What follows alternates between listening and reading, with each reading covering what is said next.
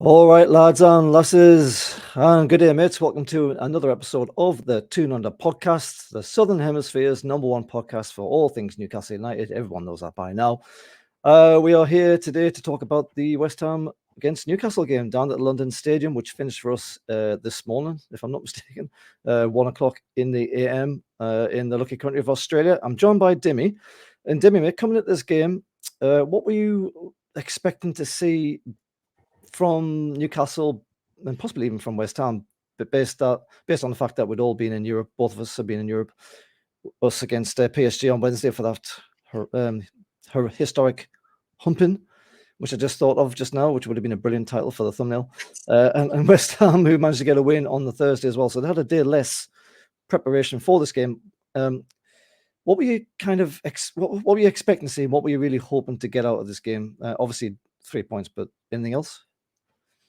Yeah, well, I was hoping for a quick start and to get ahead in the game because I thought both teams were going to be struggling in the second half, and the last 20 to 25 minutes would be pretty gassed, and it sort of would be holding on if we're holding to a lead, or it'd be hard to chase down a deficit. But we'll talk about it in a minute. We started okay, but didn't really have energy to our game, and that probably suited West Ham to a T. They couldn't be bothered running, and they were happy just to sit back deep and wait for us to pass around the back and butcher the ball. So that was my fear, and it was probably expected, to be honest, after such a massive, not only occasion, but the amount of effort we put in against PSG. There was going to be a slight letdown, and we only made one change from that game. So we'll talk about the lineups in a minute, but you could just tell the players didn't really have a lot left in the tank, and yeah, it was a tough 90 odd minutes against West Ham.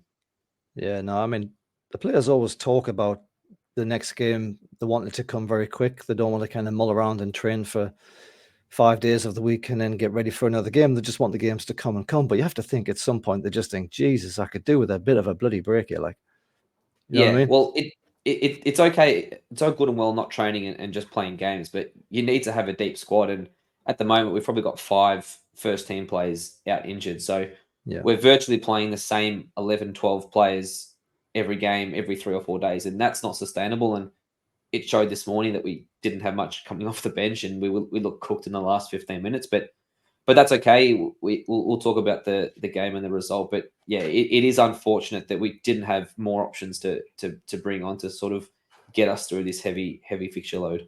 Yeah, and I suppose in some ways this international break has came at a pretty decent time. Although having said that, half the squad's away on bloody international duty, so it's like, well, is it really that good? But anyway, look, getting ahead of ourselves, let's just have a quick look at the West Ham team as the home team. So we'll go with them first. So it was Boobman in goal, Areola, Kufal, Zuma, the cat kicker, Agued, I assume Emerson, Alvarez, James Ward-Prowse, the new sign from the summer there, Souček, Paquetá, right? Like, I'm bad at pronouncing names, but I could have swore that was Paqueta, but Paquetá apparently is how that's pronounced. He's changed it. I don't know. That's a new one to me, but apparently that's how Razor says it for the Newcastle BBC broadcast. So I guess that's correct. Bowen and then Antonio. Anything standing out for you in that team that kind of made you think, oh, hello? Well, the one player who always seems to score against us, and we'll talk about in a minute, he scored again against us, is Thomas Souček. He looks really like a non-Premier League footballer. He doesn't really do much on the ball. He can barely pass it. He doesn't seem like he runs quick or moves well, but he always seems to score. So I'm sure goal scoring is obviously a skill, and he's perfected goal scoring against us. But he was one that I thought put him down for a goal against us. And the other one is probably Ward-Prowse with his set pieces. They've been very good with set pieces this year, West Ham, and the way they play, they rely on set pieces a lot to get their goals. And with his delivery, why wouldn't you rely upon it? It's fantastic. So he was another one I thought we could be in trouble with in terms of his fantastic delivery. Yeah, there was a lot of discussion about whether or not Newcastle should go in for Ward-Prowse during the summer. transfer window, and I can see by your face already that you know where I'm going with this. Like everyone that we spoke to, or perhaps that you saw on Twitter, well, maybe not everyone, but it seems to me the majority was saying that he's basically a one-trick pony. That his whole thing is essentially scoring set pieces. But I think he's proven already a little bit this season that he's got a little bit more to his game. He's made a few decent passes that have, decent assists that have led to some of the goals for West Ham. I mean, we're getting a little bit ahead of ourselves, really, but I don't think he did an awful lot in this particular game.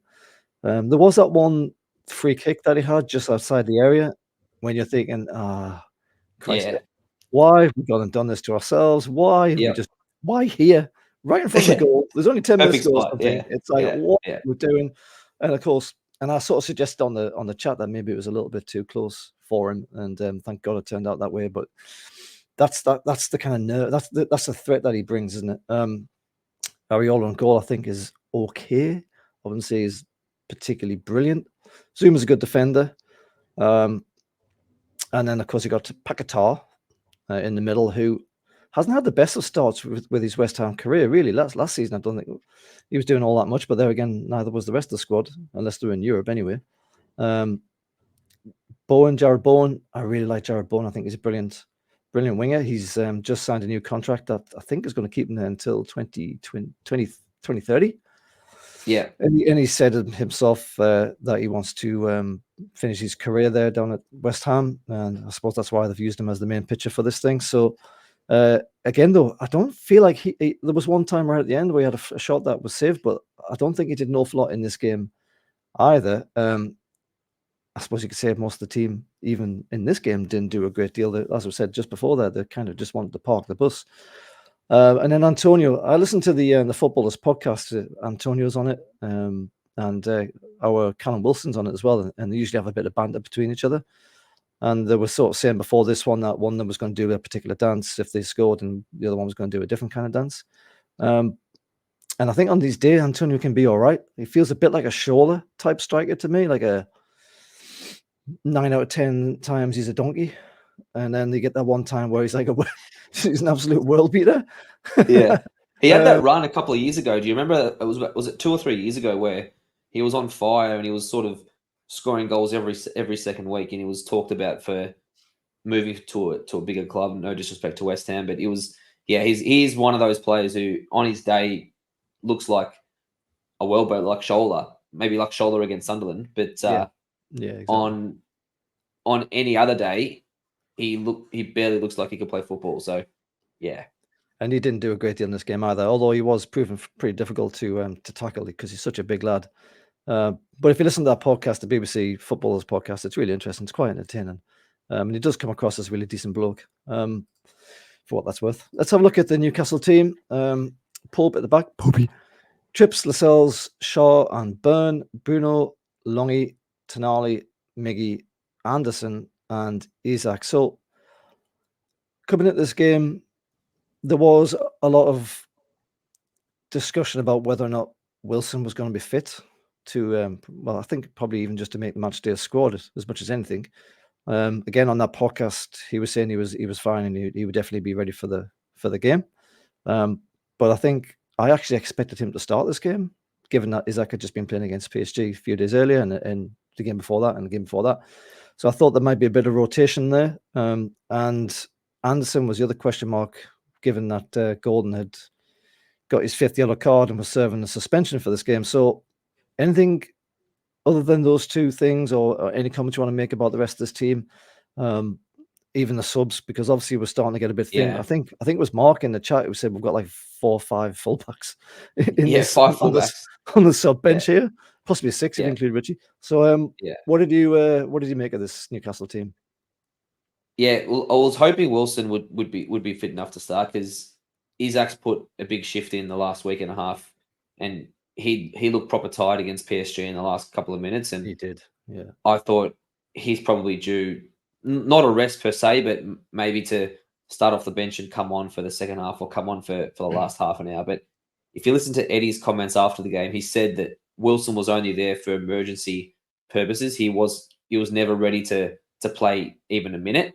and he only came on at the end because Isaac was waving to the bench saying, "Take me off, I'm cooked."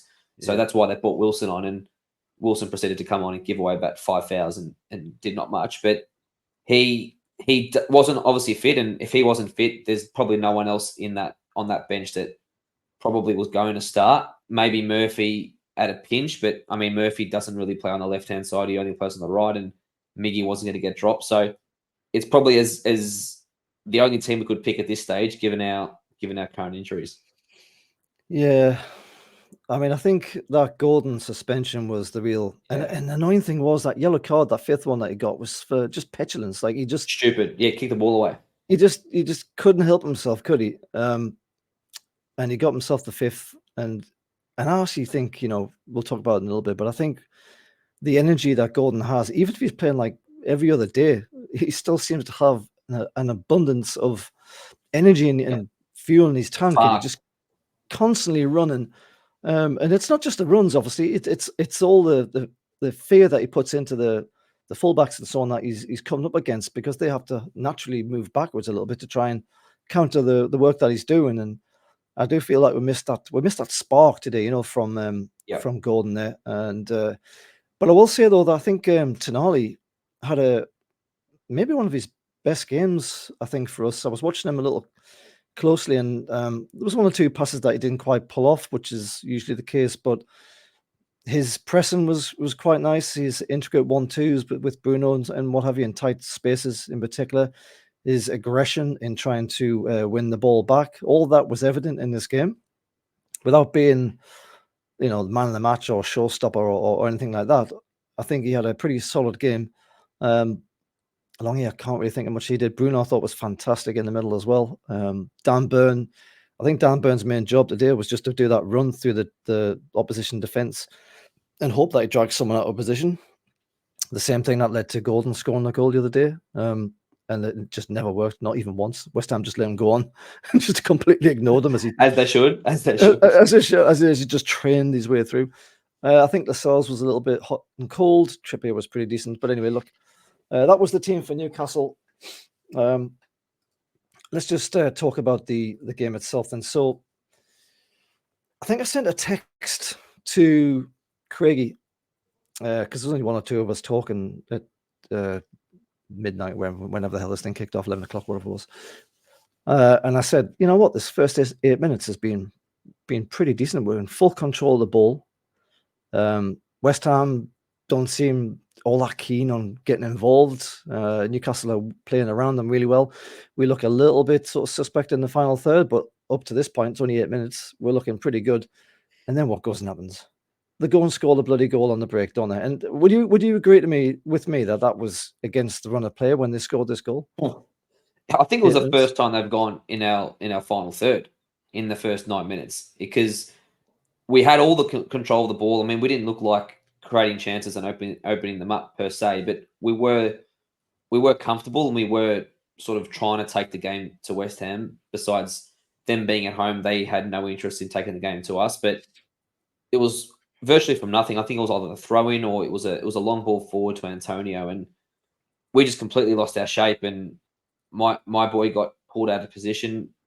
Their left back made a run in behind, and then I'm not sure what Popey was doing, but Popey's charged out when he didn't need to charge out, when Emerson was on a tight angle, and he just made it really easy for him to square it for Souček into an open net. And it was well and truly against the run of play, and it was exactly the thing we probably did not want, because as we saw in the first 8 minutes, West Ham had no interest in attacking or trying to open themselves up, and that's what we feed upon. We feed upon space in behind, and they had no interest of pushing up or trying to attack us. So an early goal against us was probably the worst possible thing, because that was just going to give them even more encouragement to sit deep and frustrate us, and it proved the case for the rest of the half at least. Yeah, I was watching this, and I noticed at the time that Trips, who was on the wing, obviously that's his position down our right hand side.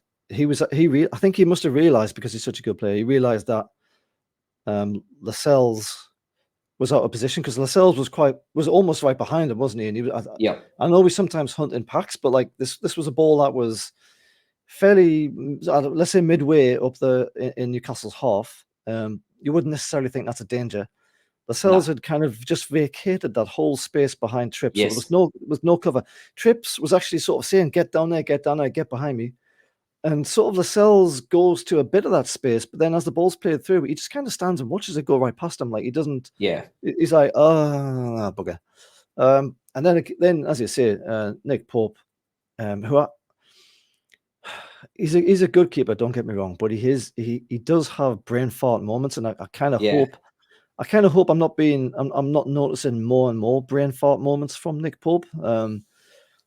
Sometimes he's a world beater. Sometimes he just shits the bed, like runs out of his box and gets onto the center circle in the middle of the field, and then tries to save the ball, and then gets a red card. And it's like just before the final, and you're like, "What are you doing?" You know, that was a complete brain fart moment. I mean, it wasn't the center circle; it was just to the wing. But like, it was. I've never seen a professional keeper ever do that in my life. And in this game, he kind of comes out as if to. It's like he wants to give the attacker the suggestion that he's going to do something, because he's not actually physically doing anything. He just kind of runs out a bit, sort of shits the bed, tries to backtrack a little bit, and then the ball, and then he's vacated. This whole space is just wide open in front of him. Yeah. And Souček is there waiting for his customary Newcastle goal. I mean, I don't know what kind of goals he scores, but he's never probably going to score an easier one than that, because it's a nice cutback. He's got nobody anywhere near him. It's a tap into the goal. I think Shaw was trying to cover, but there was no chance Shaw was ever going to make that. And I think just all around, that was probably just two brain fart moments together at the same time that led to an undeserved lead for West Ham, you know? Yeah. And it was uncharacteristic because we hadn't conceded a goal, I think, for 3 or 4 games. September the 2nd. But and PSG scored that one goal against us, but we'd been very solid defensively for a long time, and to concede a goal so easily after West Ham had barely had the ball or barely moved into our half. And you're right, Pope does have those brain fart moments. It's like when you look at his face sometimes, I think he's drunk, or I think he's half asleep. He looks like sometimes he's just not with it. And maybe it was one of those moments for him, and he lost his marbles, and it was a shocking mistake, and couldn't have made it any easier for Souček for the first goal. Do you reckon he's got like vodka or something in his little bottle behind the net? Well, sometimes he has that look about him that he's either pissed or he's asleep, and he's got that face of a you know what, and I just don't reckon sometimes he's 100% with it. Maybe that's just him and that's how he looks, but he looks sometimes that he's just not 100% in that moment. And unfortunately, as a goalkeeper, you lose concentration for 2 seconds, it's a goal. And then at other times, when he's been standing around doing absolutely nothing for the whole game, and then the one inevitable chance comes, the opposition, he's there to save it and rescue the points. He's correct. He's still a great shot stopper. It's just, it seems the moments where he stuffs up is when he has to make a decision and actually think about what he's doing and actually move out of his box or move away from his customary position on the line. When he doesn't think and the shot comes at him and he saves it, he's a fantastic shot stopper. It's that moment where he's got a bit of time to think about, what should I do here? Should I come out? Should I not come out? And that hesitation is killer, especially in that position. And it was a very frustrating way to concede. Now, this was only 8 minutes, and we spent like 10 minutes talking about this one goal here by the looks of things. But I think even by this point, we already looked pretty jaded. Like the intensity was not there at all. Even though we had all the ball, there was obviously intensity in places and at times, but you could see there was some lazy passes. There was some, when he could go forward, it was going back. It wasn't quite as fast as we've been used to lately as well. And I wonder if that was as much mental as it was physical. Obviously, there's a physical aspect to it, and this comes to Pope as well. We've just touched on it, really. Like, especially with keepers, they've got to be switched on for large parts of the game. Not all the game. If the ball's all the way at the other end of the pitch, they don't necessarily have to be like super concentrating. But when the ball starts coming forward, they have to click right back into it, and they've got to be on, or it's a goal. And do you think we just looked like we had a bit of a hangover from that PSG game in this first sort of 10 minutes? Was that a problem with this goal, or was it just simply that Jamal, who hasn't played with the team that much, was just out of position because he hasn't played with the team that much?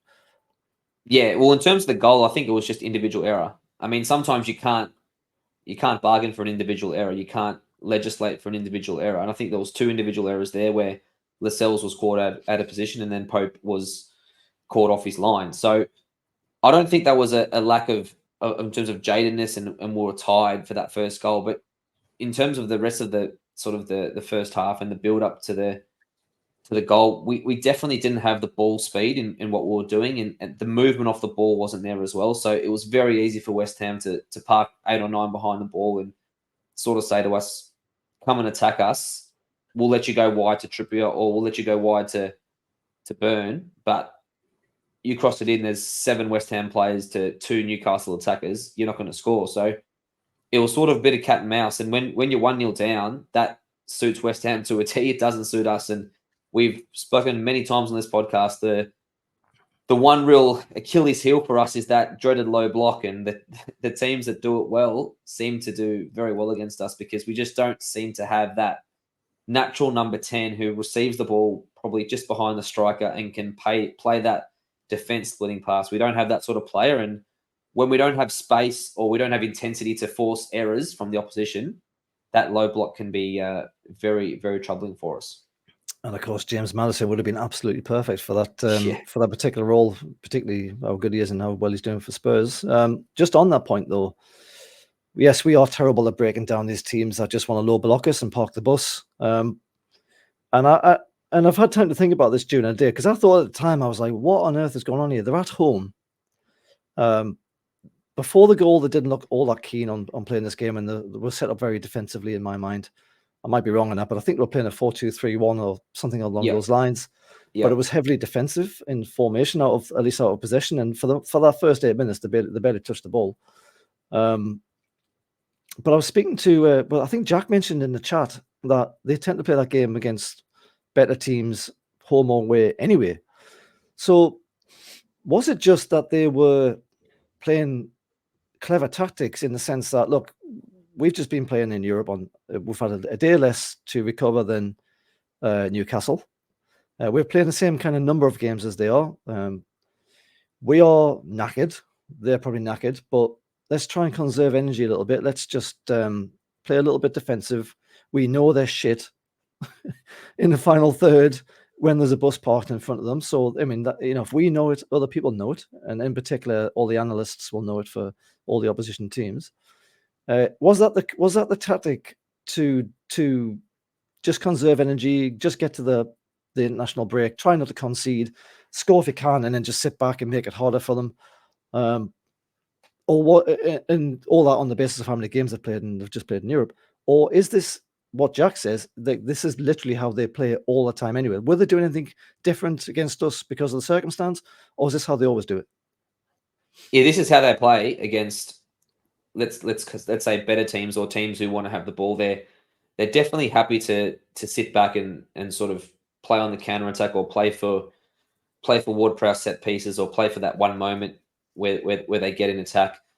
If you remember the game against Brighton when they won at Brighton, it was very similar in terms of possession. I think Brighton had 75% of the ball or something, and West Ham won 3-1. I think it was in the end. So they do play this way against teams who probably are better with the ball than them. And if you're David Moyes, you don't want to give us space. So the easiest thing to reduce the space is to sit back and not let us in behind them. And I think Isaac 1-on-1 against their centre halves or against their fullbacks was going to be a nightmare for them. Same with Miggy. So I think it was a natural tactic for them to sit deep. And like Jack said, it is the way they do play a lot of the time, and that's their style. That's fine. And that's what made it all more frustrating conceding the first goal, because the easiest way to change an opposition team's tactics is to get the first goal, because then they can't play the same way. But if you let them get the first goal, then they're even more so going to sit deep and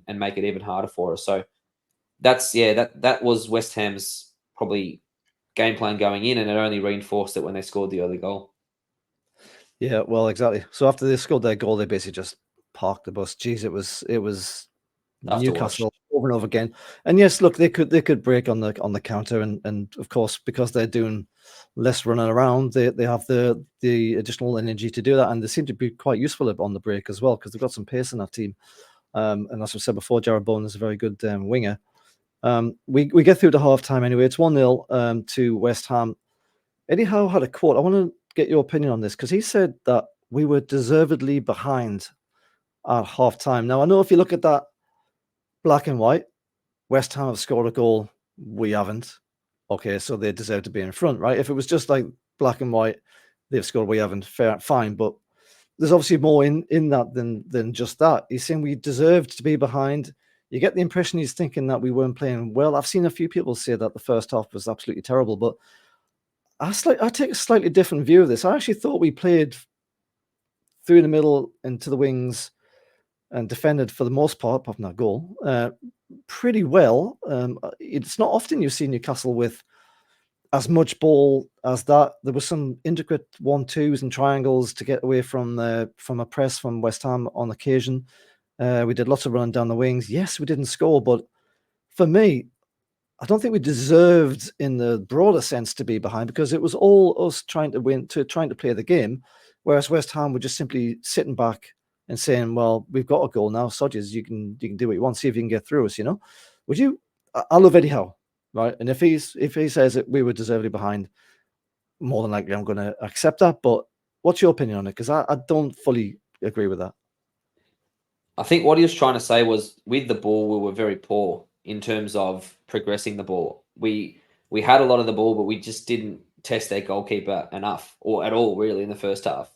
We were passing a lot, Lascelles to Share to Burn, to Lascelles to Share to Burn, over and over again. And by the time the ball got to Trippier in any sort of space, West Ham got 5 or 6 players behind the ball with outnumbering us 3-1 in the box. So we're never going to score from that scenario, from that cross. So what Eddie, I think, was trying to say was we weren't brave enough with the ball to try and make those difficult passes, maybe to play a ball over the top or to take a chance with a pass. And I think that's what he was referring to. We were playing probably too safe.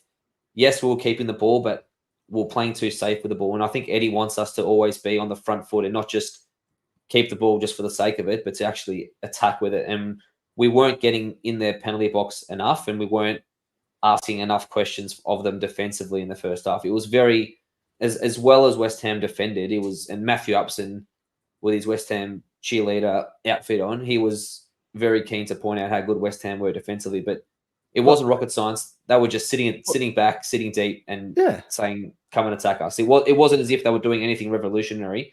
They were just sitting 9 men behind the ball with Antonio on his own up front. So it asked us to have a go at them, and we probably didn't show enough ingenuity in that final third to break them. Yeah, look, being entirely honest, we've been in situations on the other side where we've had a team coming at us and we've had to play deep. Not since necessarily Eddie Howe came in, but certainly under, like, say, for example, Rafa. I think I mentioned this before we came on. We would very often set up a defensive team and try and hit on the counter because we just didn't have the personnel. I don't think that's the case with West Ham. They've got some very good players. If it's anything, I assume it's because tiredness and getting to the break without injuries and all the European kind of fixtures, congestion things. But they were at home, so it was still like I don't know. I mean, it's hard to whip a ball into the box and expect to get anything on it when there's friggin' 10 bloody defenders for the opposition team just waiting to nut it out. We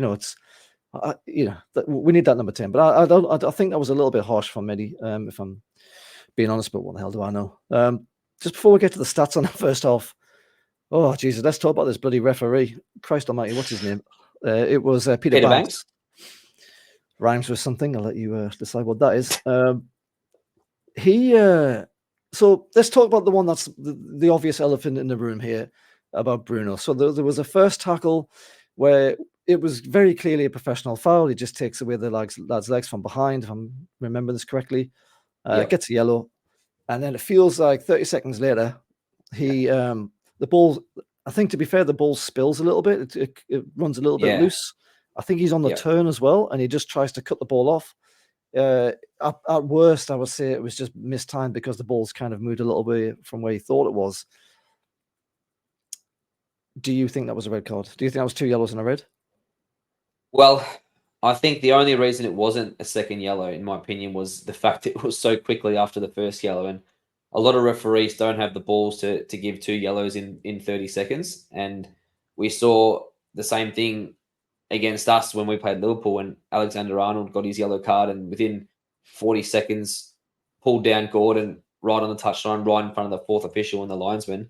Yeah. And the referee didn't have the guts to give the second yellow card because it was so quickly after the first yellow card. So it does happen, and the referees sort of say to the offending player, look, I've just booked you a minute ago. Call your head in, otherwise the next challenge you're going off. And we probably, we may have got slightly lucky. A more trigger happy ref playing to the crowd may have given a second yellow, and that probably would have cooked us, to be honest. 1-0 down with 10 men with 80 minutes to go or 70 minutes to go, whatever it was, we probably would have been cooked. But I think Tonali sold Bruno short, so he wasn't trying to make the professional foul. It was sort of he was sold short slightly, Bruno, and I think Ward-Prowse just nicked in, and he just mistimed it. It wasn't a cynical challenge or anything like that, but you have seen players get yellow carded for that, and luckily for us, it wasn't. And Bruno was on his best behaviour for the rest of the game. I think he was nowhere near a challenge for the rest of the game. No, I mean, I think by the letter of the law, that should have been a second yellow, and he should have gone. Whether or not he was late to the ball and he's on a turn and it's spilled and he's not quite sure it is, it's largely irrelevant. It took the man down. A little prop to James Ward-Prowse. He didn't make an absolute meal out of it because he could have just rolled around like a pork chop, and you know how that is when when people roll around and like, oh, my leg's falling off, and then the referee's like, oh, man, it must be pretty serious. Shit, right? yeah. No, the other get off. Didn't do that, thankfully. But by Christ, that was close. So that was one thing, right? So in another universe, Bruno's off there, and we are in deep shit because we're already a goal down. We look knackered anyway. And the last thing we need to be doing is covering more ground with fewer people. So there's that. There was a point, I can't remember if it was Suchek or someone else who, there was a tackle and he's like waving his hand saying, hey, ref, give him a card, give him a card, give him a card. And the ref goes, no, Emerson. The referee goes, no, I think I'll give you a card instead for trying to tell me my job, you know? And it's like, fine, that's one of the rules that I think they might have brought in this season, or they're trying to crack down on. Yep. And then in the second half, I think it was the second half, Miggy does the same bloody thing. Right? First half. Was it the first? So still in the same first half, still in the first half. And Miggy goes, hey, give him a card. And the referee, even though I think he was looking in that direction, doesn't do a damn thing about it. So like, there's a complete those are the inconsistencies that really drive you up the bloody wall as a fan. Like, how can it be a yellow card for one person and not a yellow card for a different person for the same bloody thing? What's going on? You make a rod for your own back as a referee. When you give a yellow early for some of those challenges or for that imaginary yellow card, you've got to do it every time. And if you don't, you look like a pork chop, and he looked like a pork chop, because it wasn't just that Miggy waving of the yellow. There was other professional fouls in that half in the match that wasn't getting booked, and there were other fouls where players would roll around and he'd bite, or there'd be a rugby scrum and he wouldn't call a foul.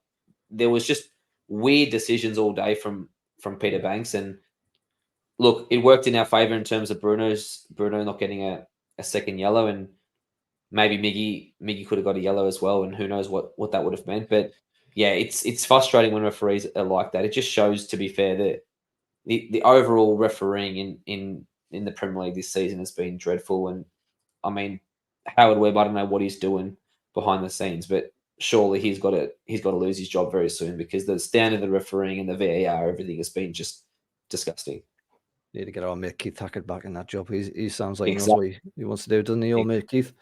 Yeah, look, Miggy, had he got that yellow, and we don't know how the rest of the game plays out, but he did pick up a yellow second half, Miggy. Yeah. So again, in another universe, that could have been a red card as well.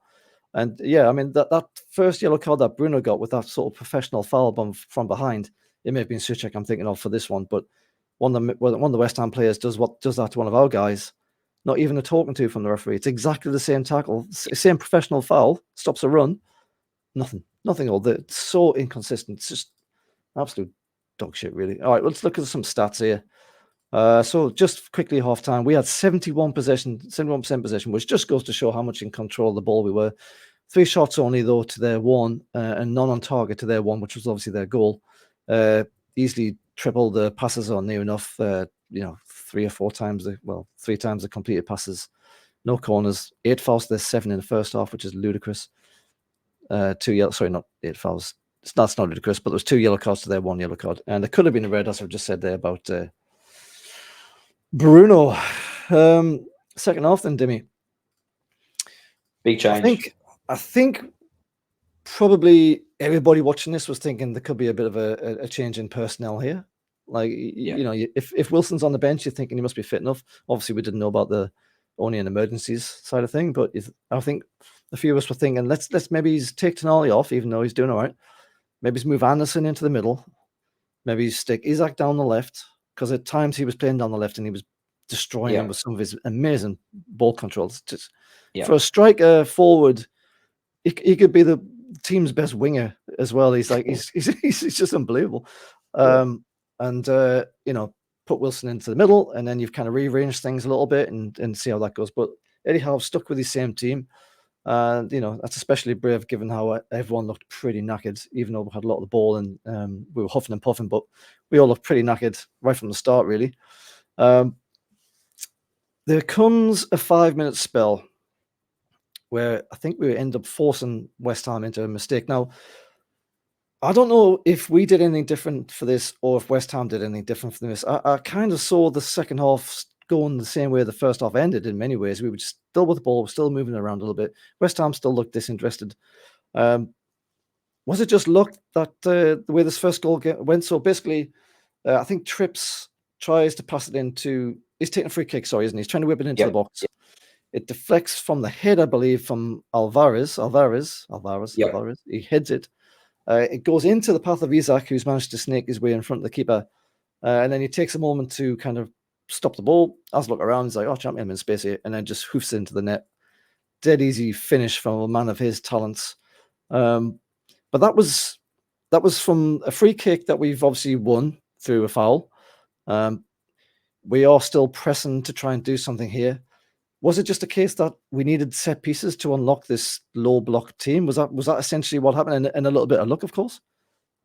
Well, a couple of minutes before that, we almost scored as well. We had that header from Byrne when he ghosted into the back post and probably should have scored. It was a good save from Areola, and somehow he parried it away from Longstaff, who was just waiting for a tap in. So we were starting to get a few more chances and a few more entries into their box. But yeah, the goal was pure luck, to be honest, because it was just a hopeful ball to the back post by Trips, and it just so happened to hit Alvarez first. And because it hit Alvarez, Isaac wasn't offside. He was in an offside position, but because it came off a West Ham player, it's not offside. And yeah, the coolness of Isaac. I mean, we talked about it for his goal against Man City a couple of weeks ago or last week. His composure in front of goal is staggering. He's still only a young man, and he's the sheer, I don't even know if it's arrogance, but confidence just to take a touch, look up, pick your spot and score, where most players would have shut themselves and either snatch at that shot or miscontrolled it, and the keeper touches it, the keeper picks it up. So yeah, we're blessed to have Isaac, and it was that bit of luck that we needed to get back into the game, because even though we were probably a bit more on the front foot than we were in the first half, it still looked like a long uphill task, considering how deep West Ham were. Yeah, it needed something, didn't it? It needed something to... I think what it needed more than anything else was just a reason to force West Ham to do something different. Like, you know, that this whole game, if it had went on the way it was, West Ham were just super happy just to sit there and go, Correct. yeah, that stuff is... You know, we've got 11 men behind the ball here, including the keeper. You can piss around the wings and through the middle as much as you think you like. You're not going to get past us. That's our stall set. And I think we just need that little bit of luck to turn that possession into a goal scoring opportunity. Yes, there was that Burn chance, and yeah, God, it was so close to Longy, wasn't it? But it just needed that little bit of fortune. And then you saw West Ham start to think, oh, all right, I guess we'll have to start playing a little bit. By the way, the VAR, how long did the VAR take for that? Oh, for fuck's sake. Jesus Christ. Every time we score a goal like this, I told you this last week. You might as well just bugger off and make make your lunch or something and then come back and they'll still be thinking about it. Jesus, it was ridiculous. It's ridiculous. I said this last week. It's every situation we have a goal scored, they go through it with a fine-tooth comb magnifying glass to try and find something to disallow our goals. But thank goodness they didn't, and it was 1-1. Well, look, the second goal was probably as a result of West Ham having to try and play out a little bit now to I don't know if necessarily they might have been happy with the 1-1, to be honest with you, but they certainly started to come out a little bit more from the back. That made a bit of space for us. Bruno picks out a lovely ball to Trips, who's on the wing as ever. Trips just one touches it, just side foots it straight across the goal to Isaac, who was again just goal mounging with the ball, just like he's in the playground. He's like, "Oh, well, I'm just going to stand in front of the keeper and do nothing. I'm just going to wait for you to pass the ball to me." And so it was like it was a pass from Bruno to Trips, a one touch from Trips across the box, and a one touch from Isaac into the back of the net. I initially thought it was actually offside for Trips, but VAR had a bit of a look. Fortunately, it wasn't quite as long as the first time round, and it was given us another goal. And you start to think, and we've said it before, when we get that smell of blood in the waters, we're thinking, "Now, we're going to get a few more here," and it was at some point after this goal, there was another chance for Isaac where he's running in on goal. He's played in and he's running on goal. And 9 times out of 10, you think this is it. We're going to go 3-1 here.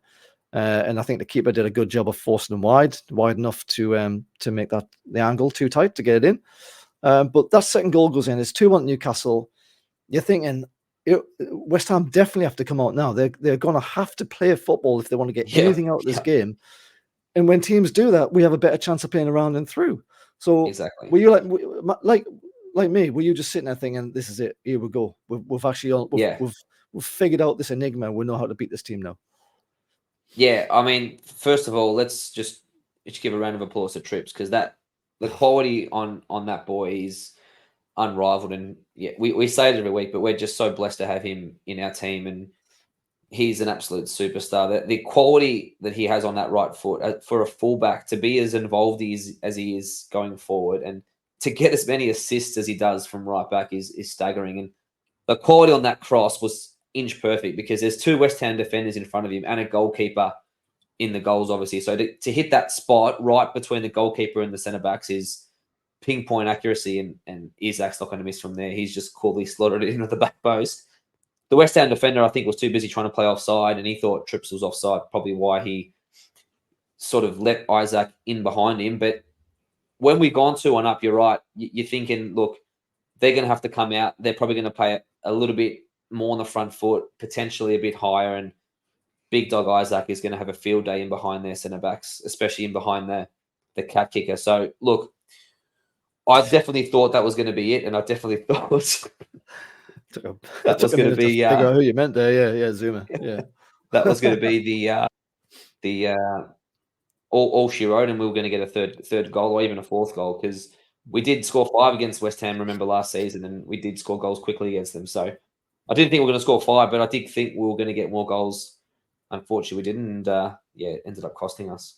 Yeah, well, this is like a sliding moments kind of thing, isn't it? Like if it goes to 3-1, probably that's game over. All over.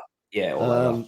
I can't remember what time it was when 70. 1 o'clock, 70-ish. So there's still a long way to go, in fairness. And as West Ham showed, when they actually were interested in playing football, they could find ways around us, because we were pretty knackered, mentally as well as physically. And if that goes in 3-1, who knows? We could get even more, because West Ham's heads might drop. You never know how it goes after that. But it wasn't to be. And I think I said in the chat, like, this next 20 minutes is going to be absolutely painful. It's 2-1. You can see we've been knackered all game. You can see West Ham have suddenly realised they're going to get knocked out of this game, so they start to press, and the change in how the whole game's composure shifts from that second goal, or more like when the third one doesn't go in. And I got that sense of like, this is going to take ages. There's going to be 5 minutes extra time. I thought in the end there was 6, and it's going to be one of those backs. I honestly thought it could be a backs to the wall type thing, because I think much like when West Ham got the 1-0, when we got that 2-1, we were like, and didn't get a 3. It was like, all right, look, we're winning this. And I think Eddie Howe at full time said, like, he thought that was it. He thought the game was ours, But what happens? Well, West Ham bring on this bloke called Kudus. And kudos to him, by the way, for rescuing his team a point. It's on the 89th minute, the heartbreak hour, as I've just made up. They get a bit of possession down the wing. I think it's Bowen actually. No, is it Bowen? Kufar. Ando, right. Kufar. So basically, in the lead up to this, Ando is trying to press the fullback. I think in their half, Yeah, he big leaves mistake. he leaves a huge amount of space. I think the rest of the team is basically defensively set up at this point. It's 89 minutes that we're not pushing for another goal. Yeah. And Ando, for reasons who knows, I mean, we do press a lot, so maybe he hasn't got the memo that we're not pressing at this point. He runs from his position on the wing towards the fullback. He's played around, gets it to who was on the wing? Sorry, Sufal or Kufar, whatever his name is. right. So gets to him, and he runs probably like the length, half the length or Yep. 3/4 the length of the pitch, Yep. completely unimpeded. Like nobody comes Yep. to meet him. Nobody comes to force the issue. He's Well, got all Bruno the time in the tried. world. Well, he's got all the time. Look, he's got all the time in the world. By the time that happens, he's in our half. He's halfway in our half. Anyway, the ball finds this new guy. Kudos, and he's still got a job to do. There's bodies in front of him. He's probably about 20 yards out, maybe, and he kicks it into the ground. It bounces a few times, and it beats Pope in the Pope's bottom left. Now, I am tempted to say that was, as much as a nice strike it was, and I mean, Christ, the commentators went on like as if it was a world beater. It was literally just kicked in the ground and it bounced. Like, I mean, it was a good goal, don't get me wrong, and at the time it was absolutely vital for West Ham. But I feel like maybe Pope should have done a bit better here. It seems to maybe Pope was a little bit too more set to the right hand side of the goal, and he wasn't expecting to come through the body. I don't even know how it got through the body of men, to be honest with you. I haven't seen the replay where I can see from behind, like how it actually parts the Red Sea, as it were.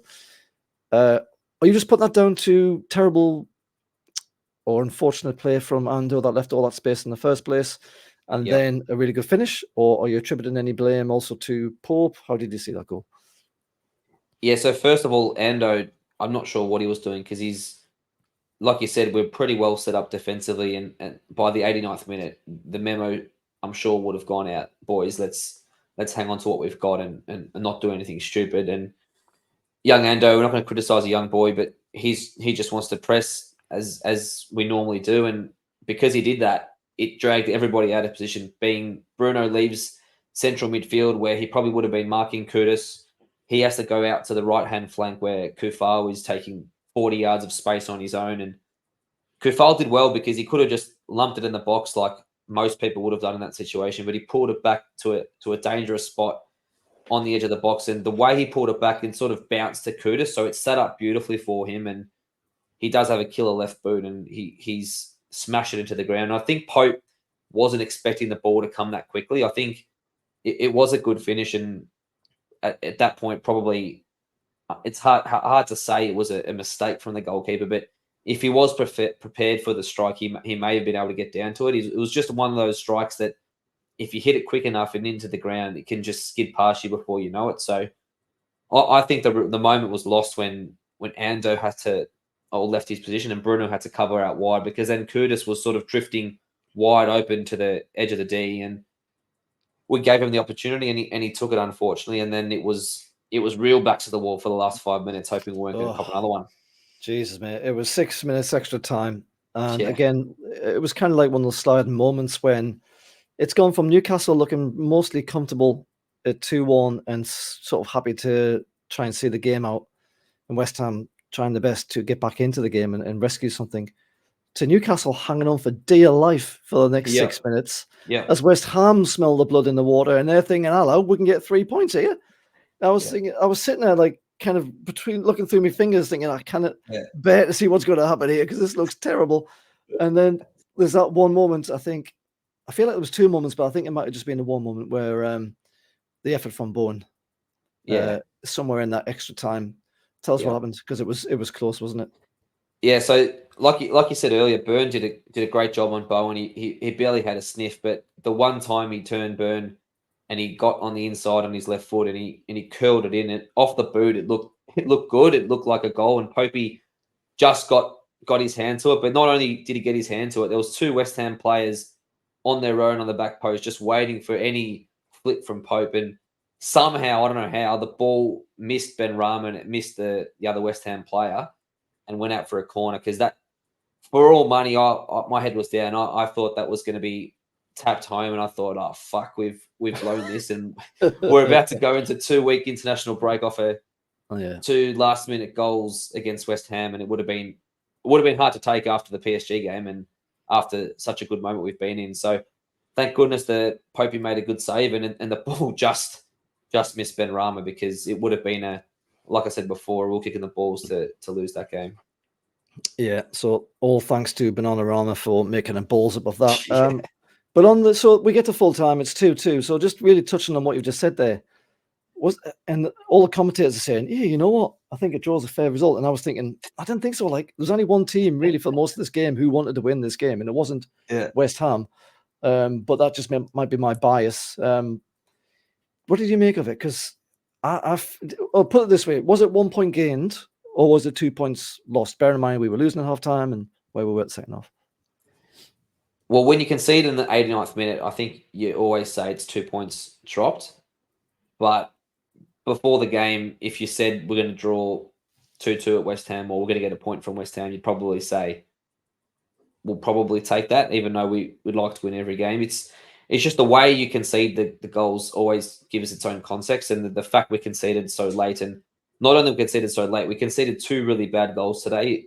I mean, sometimes the opposition scores a goal and you can say, look, Feg, that's a great goal. There's not much we could have done about that. But both goals today, especially how good we are defensively and how good we've been recently defensively, they're 2 goals that should never have happened. And you're right, West Ham had no intention to push the game to us, attack us at really any point in time, except maybe the last 4 minutes when their crowd were up and about and trying to bring home the winner. So I don't think West Ham were upset with the draw either. I think they were quite happy to take the point, but it was a sort of, yeah, to concede that late after coming back from a goal down, it is probably 2 points dropped in the end.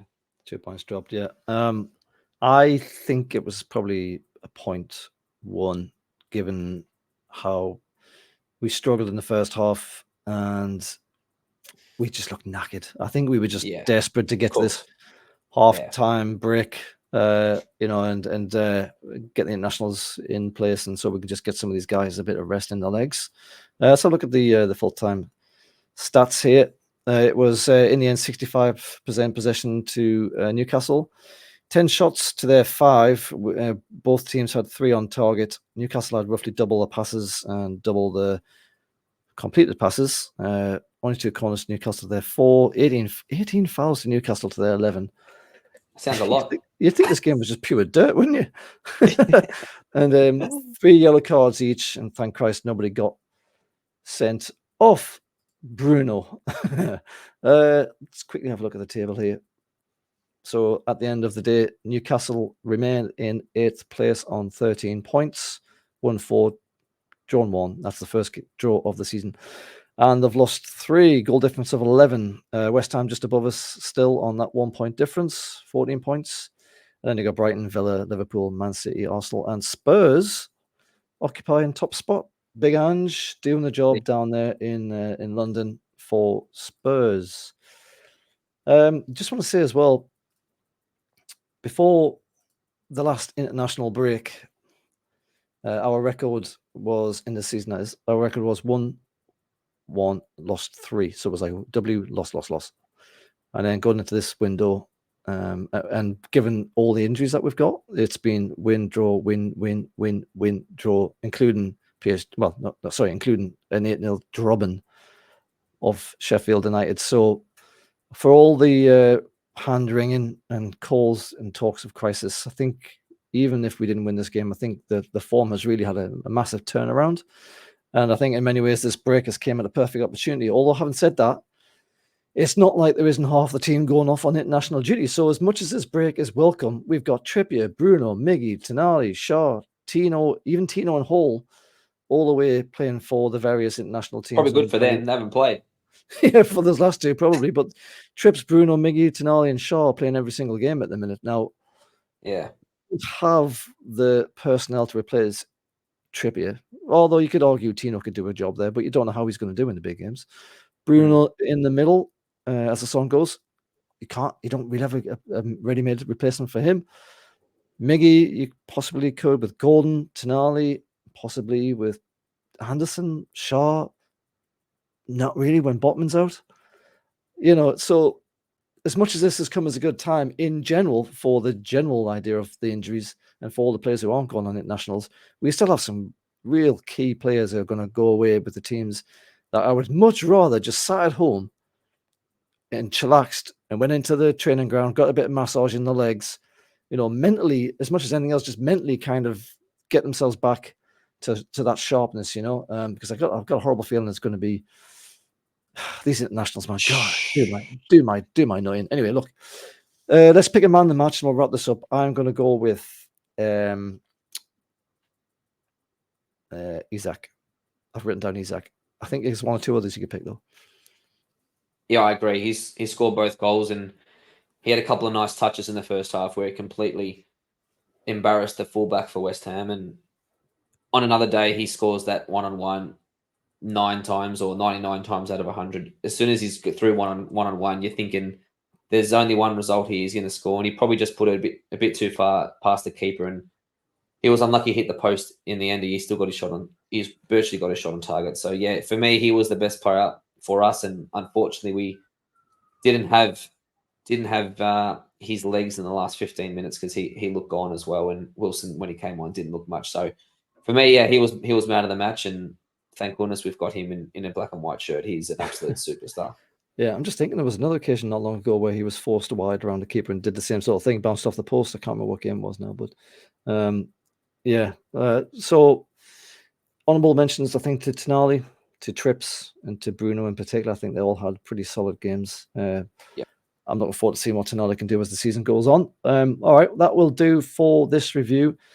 Newcastle next in action in the league against Palace on the 21st of October, and then after that it's Wolves, and in between that we have, of course, the visit of Borussia Dortmund to St James's Park for another one of those famous Newcastle United Champions League games under lights at St James's Park. Can't wait to see what we do for that game. Dortmund, I think, only have 1 or 2 points in the league, and we're sitting top of our group of death, and everyone must be dreading the idea of coming to play against us. That'll do for the review. Cheers to you, Dimi. We do have a special guest in Adam Peacock, famous Australian TV broadcaster and huge Newcastle United fan. He is going to come back onto the podcast. He's been here before. He's a big fan of the work that we do here on the 200 podcast. And he's going to be coming on to preview that Palace game. So keep an eye out on your YouTube inbox for the notification for when that one lands. It'll be in a week or two's time, I think. And yes, we will see you for that one. So thanks to everyone who's watched or listens, and thanks to you, Dimi, and we will see you for the next one. Cheers, mate. Cheers, mate.